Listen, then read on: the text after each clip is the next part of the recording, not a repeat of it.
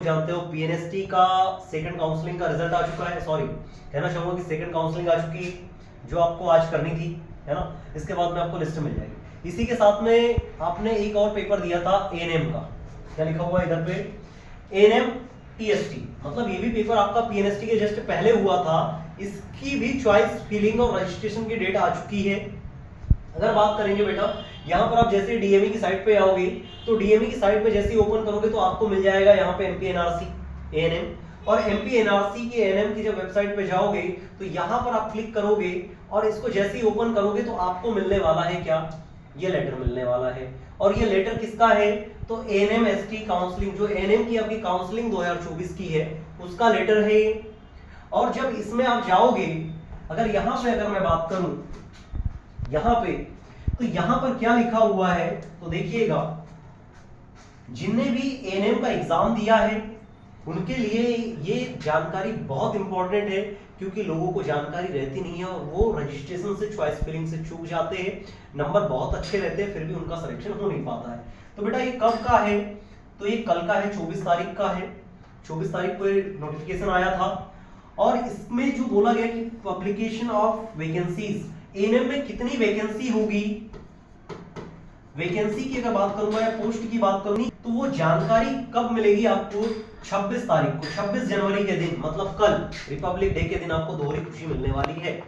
तो बात करेंगे कि यहाँ पर आपको एक दिन मिलेगा जिसमें कौन में कितनी सीट रहेगी, कहां पर कितनी रहने वाली है, कौन सी कैटेगरी की रहेगी, वो कल आपको मिल जाएगी। इसके बाद में ऑनलाइन रजिस्ट्रेशन की बात करें कि online registration bye eligible candidate of 2014 ANM TST, मतलब एएनएम का जो 2024 में लोगों ने एग्जाम दिया है जिनने भी, उनको 2 दिन का समय दिया है, 27 तारीख और 28 तारीख, 27 जनवरी और 28 जनवरी 2 दिन का समय दिया है, जिसमें उनको क्या करना है, रजिस्ट्रेशन करना है।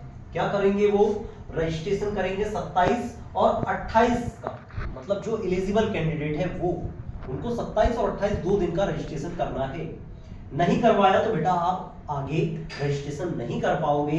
उसके बाद में थर्ड पॉइंट में लिखा है publication of state merit list of registered candidate, मतलब जितने लोगों ने क्या किया है, रजिस्ट्रेशन किया है, मेरिट लिस्ट उनकी जनरेट कर दी जाएगी। यहां पर देखो बेटा मेरिट लिस्ट लिखा हुआ है, मतलब आप 2 दिन रजिस्ट्रेशन करो, रजिस्ट्रेशन करने के बाद में 29 तारीख को 29 जनवरी को मेरिट लिस्ट आ जाएगी, और मेरिट लिस्ट आएगी तो उसके लिए आपको क्या करना रहेगा, उसी दिन जिस दिन मेरिट लिस्ट आई उसी दिन एक दिन में ही मेरिट लिस्ट जैसी आई आपको क्या करना है, चॉइस फिलिंग करना है। और चॉइस फिलिंग करने के बाद में उसको लॉक करना है, और लॉक करने के लिए ये एग्जाम सिर्फ उन्हीं के लिए है एमपी का डोमिसाइल जिसके पास में होगा, वो अदरवाइज दूसरे स्टेट का कैंडिडेट यहां पर चॉइस लॉक नहीं कर पाएगा।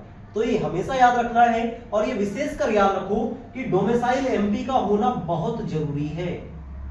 क्लियर है क्या, कि डोमिसाइल एमपी का होना बहुत जरूरी है। इसके बाद में बात करें कि 4th नंबर पे कैंडिडेट्स ये हो जाएंगे कि डोमिसाइल क्या होना चाहिए, एमपी क्या होना चाहिए, एक दिन का आपको समय मिलेगा।